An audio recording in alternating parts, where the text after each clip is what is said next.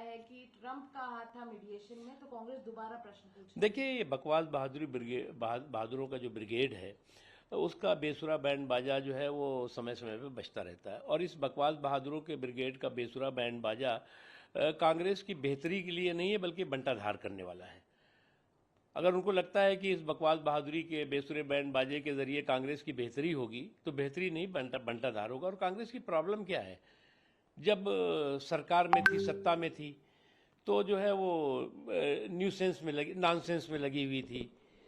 अब जब विपक्ष में आ गई तो न्यूसेंस में लगी हुई है। चाहे नॉनसेंस रहा हो, चाहे न्यूसेंस रहा हो, कांग्रेस पार्टी की भलाई के लिए उसका भला नहीं करने वाला। अब कांग्रेस की दिक्कत ये है कि जब वो बाउंड्री के अंदर थे तो नो बॉल में लगे हुए थे, हिट विकेट में हो रही थी उनकी। अब बाउंड्री के बाहर से जो है बाउंसर कर रहे हैं। तो चाहे नो बॉल हो, चाहे हिट विकेट हो और चाहे बाउंसर हो, अगर उनको रिकॉर्ड बनाने का इसी का शौक है तो वो बनाते रहे।